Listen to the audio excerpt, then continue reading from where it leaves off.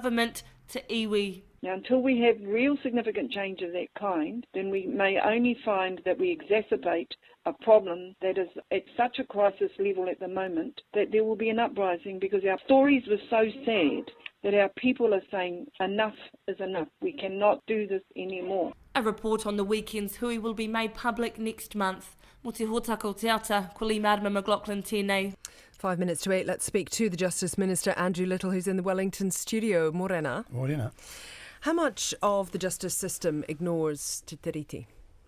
Well, I think the glaring fact is that over 50% of the male prison population are Māori, over 65% of the women prison population are Māori, when Māori make up 15% of the general population. So there is something inherently wrong. That figure hasn't shifted a great deal over time, so there is something wrong. And the way the system is dealing with Māori who wind up in the criminal justice system clearly isn't working. And look, at the hui in the weekend, it was very clear the sorts of things that people were talking about.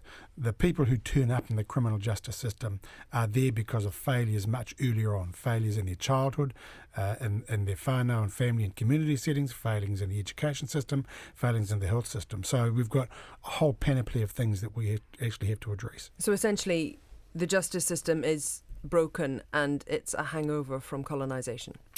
There are failures earlier in young people's lives that lead them to entering the criminal justice system, whether being arrested by the police, turning up in court or ending up in prison. And when they are there, we are not addressing the issues that have led to their offending. So do you want to see a clean slate as regards the justice system and to fully integrate Te Tiriti? I think the message from the hui Māori in the weekend was a lot of the models that are being applied are ignorant of mātauranga Māori, of tikanga Māori, of the way Māori are able to transform and change themselves and their people. And so what the message I got was very clearly they want a Māori voice at the most senior levels of decision making. We have this sort of atomised Māori representation across the public service and even in the justice sector, and we can do better, I think, than what we've got at the moment. So do you want to see one integrated system, or do you want to see two separate systems? The difficulty is we have a justice system that deals with everybody who comes at it. It'll be Māori, and there's way more Māori going through the system than it. And there are Pākehā and other ethnicities too. So one system, but a system that is mature enough and sensitive enough to deal with the differences of the people who turn up in front of it. What does this look like? Is it things like an extension of the youth court on marae that we heard about there in Le Marama McLaughlin's piece? Is it that kind of thing that brings about a change in focus and brings a more worldview centred around Māori for the people going through the system? Look, certainly a system that better understands te ao Māori and can respond to Māori who turn up in front of it.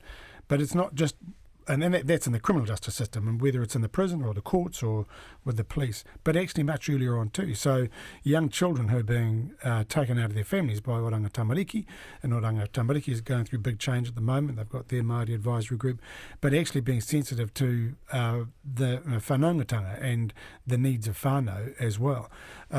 Right through the system, having an education system that understands poor learning habits and can correct those. All those sorts of things need to be addressed in the long run.